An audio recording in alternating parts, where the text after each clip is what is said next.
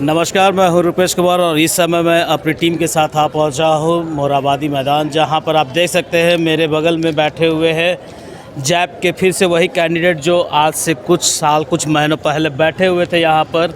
फिर से आज आपको दिख रहे हैं स्क्रीन पर। अब क्या ऐसा हुआ कि फिर से इन्हें बैठना पड़ा? ये सवाल का जवाब लेने के लिए आज हमारी टीम यहाँ पर पहुँची हुई है और सवाल हम इनसे ही करेंगे और जवाब भी यही देंगे। तो सबसे पहले हम ये जानना चाहेंगे, आपका नाम क्या हुआ? मेरा नाम गौरव कुमार।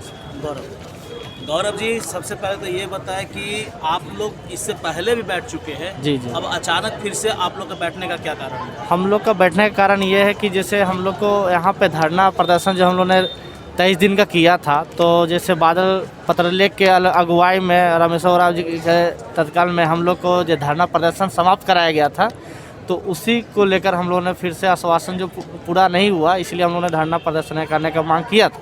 पर हम लोग एसडीओ की तरफ से आदेश नहीं हुआ कि हम लोग यहाँ पे धरना करें, क्योंकि धरना करना भी हम लोग को धरना जो प्रदर्शन का हम लोगों ने यहाँ से निर्णय किया था, तो हम लोग को परमिशन यहाँ मिला नहीं, क्योंकि यहाँ पे ऑब्वियसली नहीं है। इसलिए हम लोग को HEC ग्राउंड साइड हम लोग को धरना प्रदर्शन करने की मांग किया गया था, पर हम लोग को वहाँ पे कोई आवाज़ सुनने का कुछ जगह है नहीं।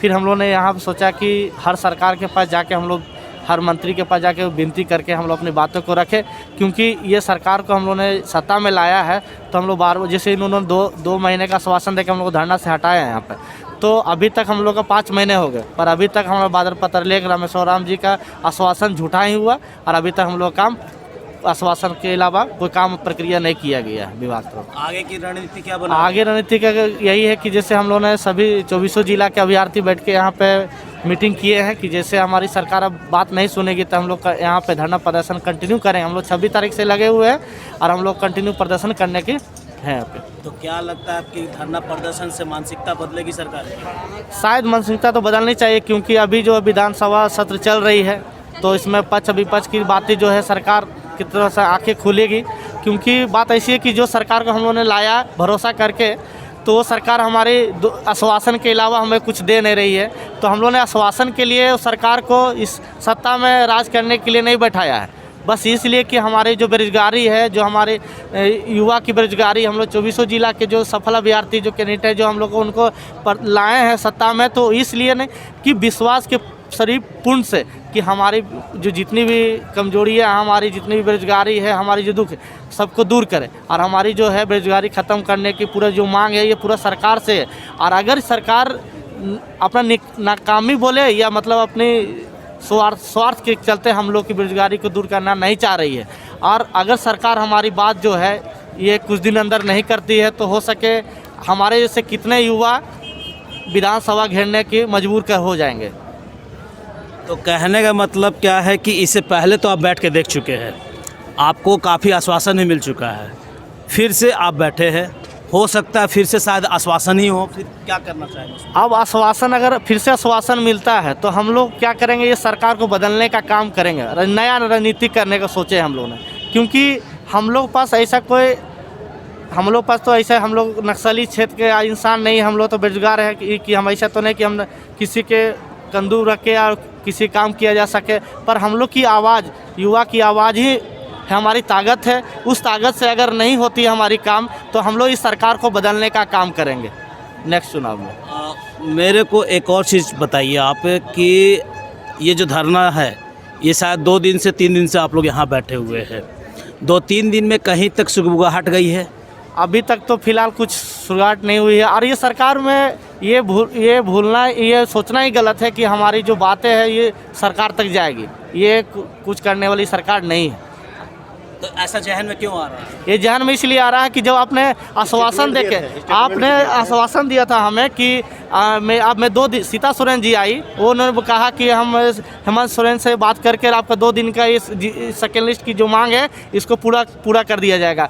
उसके बाद उसके बीते हुए 18 दिन बीत गए, पर अभी तक कुछ नहीं हुआ। उसके बाद फिर ने कांग्रेस के 14 टीम जब गठित होकर यहाँ पे आई, उन्होंने आश्वासन दिया कि हम आपका जो है 2 महीना के अंदर इसका सारा प्रक्रिया हेमंत सोरेन जी से बात करके निकाल देंगे।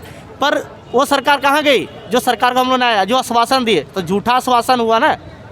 आज वित्त मंत्री हमारे रमेश राम जी बोलते हैं कि आपकी सरकार है, आपकी काम होगा। कब होगा सर? जब हम लोग मर जाएंगे तब होगा। 5 साल से तो वो सरकार को हम लोग उन्हें ठगने का काम किया। अब आप 5 साल आप ठगेंगे तब तो हम लोग का खत्म हो जाएगा, एज पूरा खत्म हो जाएगा, तो हम लोग क्या मरेंगे ना रास्ता में जाकर? आप अभी बोल रहे थे कि आश्वासन दिया, जिस समय आप लोगों का आश्वासन दिया गया था उस समय कितने लड़कों की सदस्यता थी कि जो जाके बात किया था? फिर आप लोगों को क्या क्या बोला गया उस दरमियान? हम लोग उस समय करीब जब धरना में बैठे हुए तो करीब 300 लड़के थे और कांग्रेस की 14 सदस्यीय टीम यहीं पर नीचे में आई हुई थी और उन्होंने फुल आश्वासन दिया था कि बेटा अभी दुर्गा पूजा चल रहा है, आप लोग घर चले जाइए, पूजा पाठ मनाइए, उसके बाद आप लोग को दिसंबर महीना तक हमको समय दीजिए, दिसंबर महीना तक आपका हो जाएगा।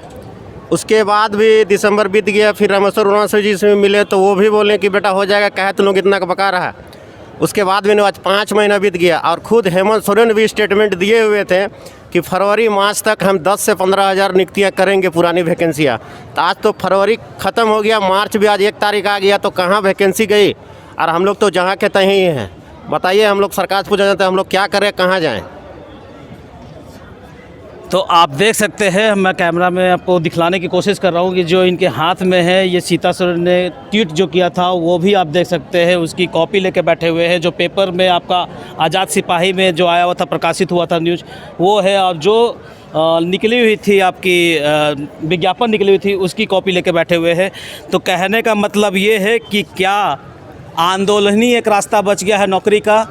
क्या आंदोलन के साथ में ही ये जिएंगे और ये मरेंगे? ऐसे कई सवाल जो है अभी भी चुभ रही है। देखना ये है कि सत्ता पक्ष और विपक्ष पक्ष आज से जो सत्र स्टार्ट हुई है, क्या इन बेरोजगारों के लिए कोई रास्ता खुलने वाला है? आगे ऐसे ही बने रहे। कैमरामैन रवि के साथ रुपेश कुमार।